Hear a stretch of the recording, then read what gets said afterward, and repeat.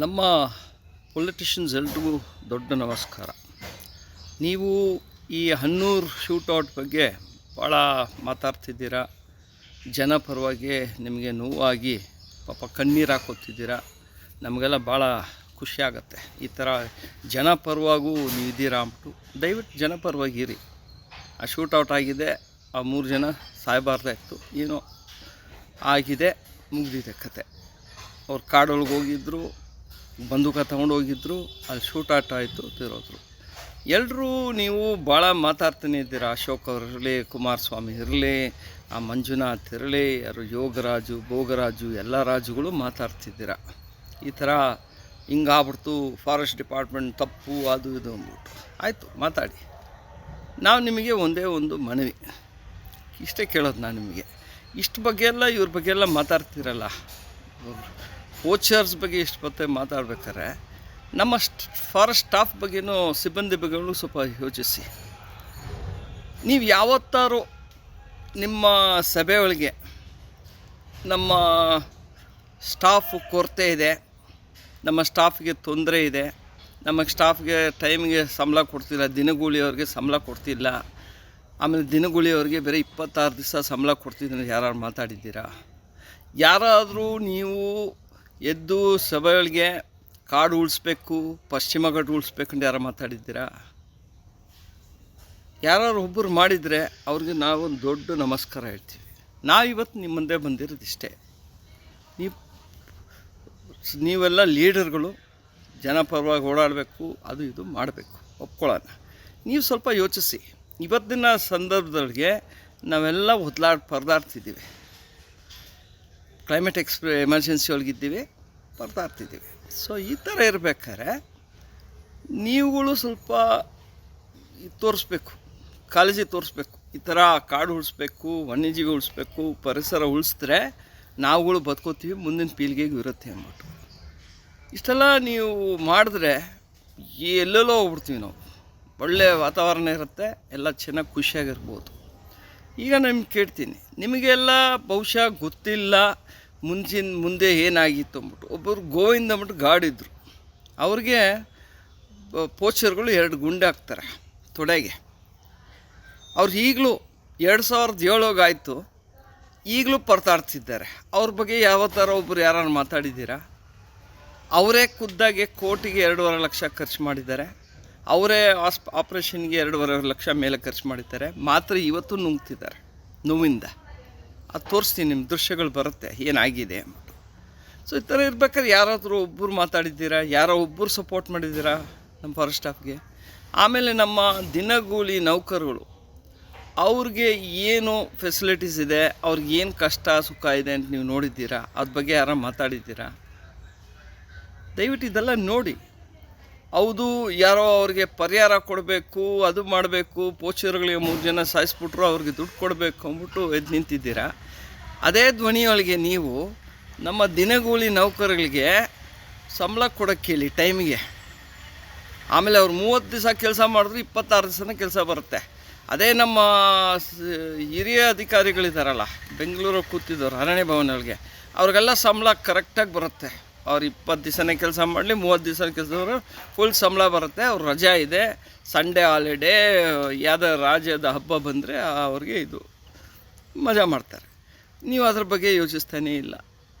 ಅಲ್ಲಿ ರೈತರು ಓದಲಾಡ್ತಿದ್ದಾರೆ, ಕಾಡು ಹಂಚಿನ ರೈತರು ಓದಲಾಡ್ತಿದ್ದಾರೆ.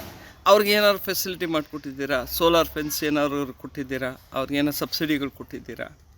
ಸಬ್ಸಿಡಿ ಕೊಟ್ಟರು ಅದನ್ನ ಕರೆಕ್ಟಾಗಿ ಎಕ್ಸಿಕ್ಯೂಟ್ ಆಗೋದು ಯಾರೋ ಬಂದಿದ್ದು ನೋಡ್ಕೊಂಡಿದ್ದೀರಾ? ಇದೆಲ್ಲ ಸ್ವಲ್ಪ ಯೋಚಿಸಿ. ನೀವು ಮಾಡೋದು ನಮಗೇನು ನೋವಲ್ಲ. ನೀವು ಏನು ಎಗರಾಡ್ತಿದ್ದೀರಾ, ಕಣ್ಣೀರು ಹಾಕ್ತಿರೋದೆಲ್ಲ ನೋಡಿದ್ರೆ ಭಾಳ ನಮಗೂ ಇದಾಗತ್ತಪ್ಪ. ನಮ್ಮ ಶಾಸಕರು, ನಮ್ಮ MLAಗಳು ಇವರೆಲ್ಲ ಪಾಪ ಭಾಳ ನೊಂದೋಗಿದ್ದಾರೆ ಅಂದ್ಬಿಟ್ಟು. ಮತ್ತು ಇನ್ನೊಂದು, ನಿನ್ನೆ ಒಬ್ಬರು ಅಲ್ಲಿನ DRF ಒಬ್ಬರು ನಮಗೆ ಒಂದು ಮೆಸೇಜ್ ಹಾಕ್ತಾರೆ ನಾಗರಹೊಳೆಯಿಂದ. ಈ ಥರ ಇವರು ರಾತ್ರಿ ಹೊತ್ತು ದನ ಹುಡ್ಕೊಂಬರೋದು, ಇದೇ ಒಂದು ನೆಪ ಇಟ್ಕೊಂಡು ಎಲ್ಲ ಕಡೆನೂ ಬರ್ತಾರೆ. ಇದು ಬೇರೆ ಇಲ್ಲಿ BRT, MMLs, Kaveri wild life sanctuary ಎಲ್ಲ ಮಂದಿಪುರ ಕಡೆನೂ ಆಗುತ್ತೆ, ನಾಗರಹೊಳೆ ಕಡೆನೂ ಆಗುತ್ತೆ, ಮೇಟಿಕುಪ್ಪೆ ಮತ್ತು ನಮ್ಮ ವೀರ್ನೂರ್ಸ್ನಲ್ಲಿ ಹುಣಸೂರು ಕಡೆ ನಡೆಯುತ್ತೆ. ಅವ್ರು ಸಿಕ್ಕಿದಾಗ ಬಂದೂಕುಗಳಿರೋದು ಕೈಯೊಳಗೆ ರಾತ್ರಿ ಹೊತ್ತರೊಳಗೆ ಅವರು ಏನಕ್ಕಂದರೆ ನಾವು ದನ ಹುಡ್ಕೊಂಬಂದಿದ್ದೀವಿ. ಆಮೇಲೆ ಅದೇ ನೆಪದೊಳಗೆ ಅವ್ರು ಕೋಚಿಂಗು ಮಾಡ್ತಾರೆ. ಅವರು ಏನು ಅರೆಸ್ಟ್ ಮಾಡೋಕ್ಕಾಗಲ್ಲ, ಯಾಕಂದರೆ ಅವ್ರ ಹತ್ರ ಯಾವುದು ಜಿಂಕೆ ಮಾಂಸ, ಹಂದಿ ಮಾಂಸ ಯಾವುದೂ ಸಿಕ್ಕಿರಲ್ಲ, ಹೋಗ್ತಾರೆ.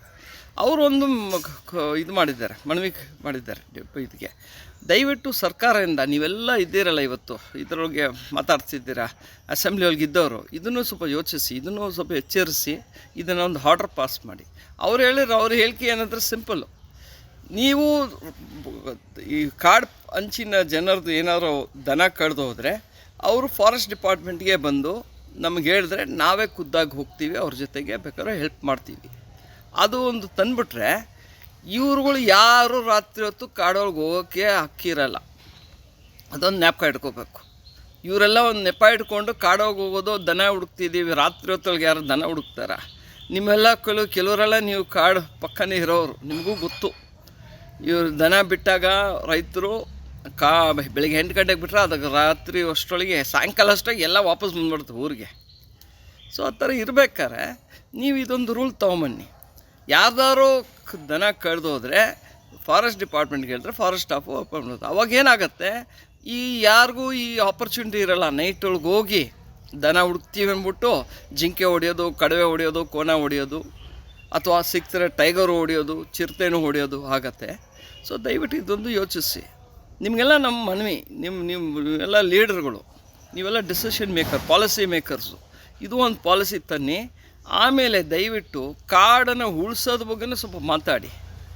ನಿಮ್ಮೊಬ್ಬರು MP ಇದ್ದಾರೆ ಶಿವಮೊಗ್ಗದೊಳಗೆ, ಅವರು ಬೇರೆ ಕಾಡನ್ನ ಹಾಳು ಮಾಡೋದು ನಿಂತಿದ್ದಾರೆ. ಆಮೇಲೆ ಒಬ್ಬರು ತೇಜಸ್ವಿ ಸೂರ್ಯ ಮಾತಾಡ್ತಾರೆ, ಇಲ್ಲಿ ಬೆಂಗಳೂರಲ್ಲಿ ಸುರಂಗ ಮಾಡಬಾರ್ದು, ನಮ್ಮ ಲಾಲ್ಬಾಗ್ ಎಫೆಕ್ಟ್ ಆಗ್ಬಿಟ್ಟಿದೆ ಅಂದ್ಬಿಟ್ಟು. ಅವ್ರುಗಳು ಯಾರು ಧ್ವನಿ ಎತ್ತಿಲ್ಲ. ನಮ್ಮ ಆಗುಂಬೆಯೊಳಗೆ 17 ಕಿಲೋಮೀಟ್ರ್ ಸುರಂಗ ಮಾಡ್ತಾರಂತೆ. ಅಲ್ಲಿ ಸೋಮೇಶ್ವರ ವೈಲ್ಡ್ ಲೈಫ್ ಸ್ಯಾಂಕ್ಚುರಿ ಇರಲಿ, ನಮ್ಮ ಮುಕಾಂಬಿಕಾ ವೈಲ್ಡ್ ಲೈಫ್ ಸ್ಯಾಂಕ್ಚುರಿ ಇರಲಿ, ಶೆಟ್ಟಿಯಲ್ಲಿ ವೈಲ್ಡ್ ಲೈಫ್ ಸ್ಯಾಂಕ್ಚುರಿ ಇರಲಿ, ನಮ್ಮ Sharavathi valley lion tail macaque wildlife sanctuary ಇರಲಿ, ಅಥವಾ ಕುದುರೆಮುಖ ಯಾವ್ದು, ಎಲ್ಲ ಕಡೆನೂ ರೋಡ್ ಅಗಲ ಮಾಡ್ಕೊಂಬಂದ್ಬಿಟ್ಟು ಇನ್ನು ನಮಗೆ ಮಾನವ ಮತ್ತು ವನ್ಯಜೀವಿ ಸಂಘರ್ಷ ಜಾಸ್ತಿಗಳಾಗ್ತಿದೆ. ನಾವು ಎಷ್ಟೇ ಕಾಡು ಕಡಿದು ಇದು ಈಗಲೇ ಇಷ್ಟು ಮಟ್ಟಕ್ಕೆ ಬಂದಿದೆ. ಮಾನವ ಮತ್ತು ವನ್ಯಜೀವಿ ಸಂಘರ್ಷ ಜಾಸ್ತಿ ಆಗ್ತಾನೆ ಇದೆ.